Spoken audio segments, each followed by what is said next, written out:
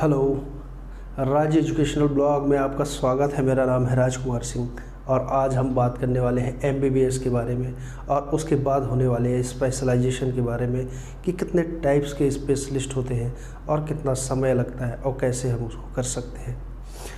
चलिए देखते हैं। एमबीबीएस 5 ईयर कंप्लीट करने के बाद अगर आपको स्पेशलिस्ट बनना है तो आपको नीट पीजी का एग्ज़ाम क्रैक करना पड़ेगा। नीट पीजी के एग्ज़ाम क्रैक करने के बाद आप के रैंक के अकॉर्डिंग आपको डिपार्टमेंट मिल जाता है स्पेशलाइजेशन करने के लिए। सबसे मेन इम्पॉर्टेंट जो स्पेशलाइजेशन होता है वो 2 डिपार्टमेंट होते हैं। एक होता है एमडी और दूसरा होता है एमएस। एमडी का फुल फॉर्म होता है डॉक्टर ऑफ मेडिसिन और एमएस का मतलब होता है मास्टर ऑफ सर्जन। वो आपके अकॉर्डिंग, आपके रैंक के अकॉर्डिंग आपको इनमें से 2 कोई भी डिपार्टमेंट में मिल सकता है। चलिए जानते हैं। एमडी कई तरीके के होते हैं, जैसे एमडी इन जनरल मेडिसिन, इसको जनरल फिजिशियन भी बोला जाता है। सबसे ज़्यादा इसकी मांग होती है एमडी में।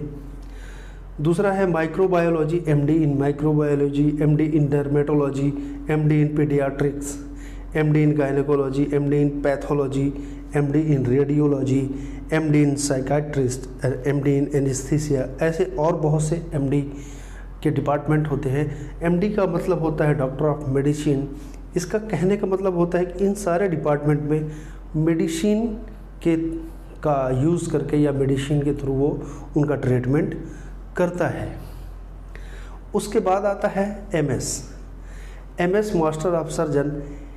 अगर आपका सिलेक्शन इसमें होता है या आप इसमें जाते हैं तो उसमें डिपार्टमेंट होते हैं, जैसे एमएस जनरल सर्जन यानी जनरल सर्जरी करता है। उसके बाद एमएस इन गायनेकोलॉजी, एमएस इन ईएनटी, ईयर नोज थ्रोट का जो सर्जन होता है वो। ऑप्थेल्मोलॉजी मीन्स आइज़ का, आँखों का सर्जन। उसके बाद आर्थोपेडिक मतलब हड्डियों का सर्जन। कॉस्मेटिक हो गया, पीडियाट्रिक्स बच्चों का सर्जन, प्लास्टिक सर्जरी और यूरोलॉजी मतलब यूरिन से रिलेटेड जो सर्जरी होती है। इतने टाइप के सर्जन्स होते हैं और ये मेडिसिन मतलब एमडी इतने टाइप्स के होते हैं। और भी होते हैं पर ये सबसे इम्पॉर्टेंट और मेन एमडी और एमएस की लिस्ट है। इसके बाद अपन बात करते हैं डीएनबी और डिप्लोमा की। जब आप नीट पीजी का एग्ज़ाम देते हैं, अगर आपके अच्छे रैंक आते हैं तो आपको एमडी या एमएस में से कुछ भी मिल जाता है आपके रैंक के अकॉर्डिंग। अगर उनमें से आपका सिलेक्शन नहीं हुआ या रैंक अच्छी नहीं आई तब आपको डिप्लोमा प्रोग्राम में आपका को चांस मिलता है। आप उन डिप्लोमा कर सकते हैं। यही जो डिग्री या पीजी जो प्रोग्राम होता है एमएस या एमडी का, इन्हीं के डिप्लोमा प्रोग्राम्स में आप डिप्लोमा कर सकते हैं। जैसे ईएनटी हो गया, एनेस्थीसिया हो गया, डीजी हो गया, डीवीएल हो गया, पीडियाट्रिक्स हो गया, पैथोलॉजी हो गया, साइकेट्री और डी आर्थो। जैसे आर्थोपेडिक सर्जन यहाँ पर है वैसे ही यहाँ पर डी आर्थो मतलब डिप्लोमा इन आर्थो।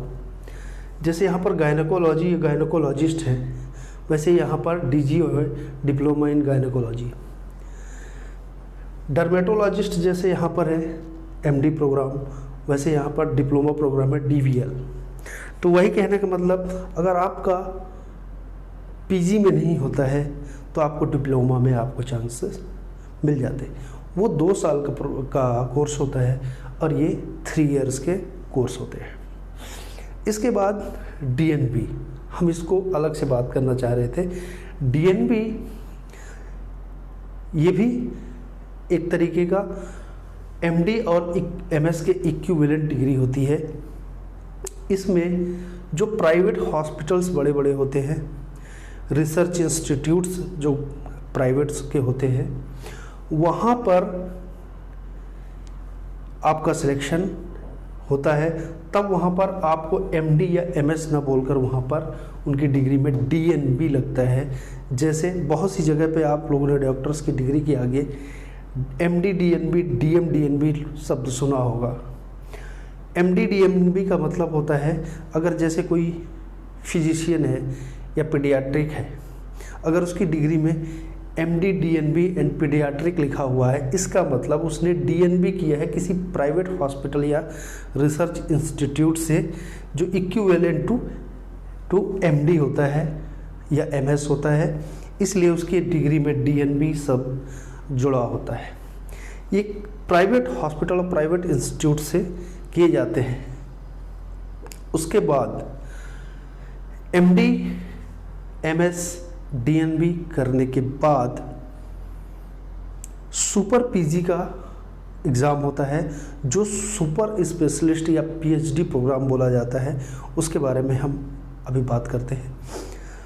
अगर आपने डिप्लोमा कर लिया, अगर आपका नंबर या अच्छे रैंक नहीं आया और MD MS या DNB ये नहीं मिला, तो लोग डिप्लोमा करते हैं। अगर डिप्लोमा में नंबर आया तो डिप्लोमा के बाद आप MD या MS दोबारा एग्ज़ाम देने के बाद कर सकते हैं। उसकी सेकेंड ईयर में आपका एडमिशन होगा और आप PG का प्रोग्राम या PG कर सकते हैं।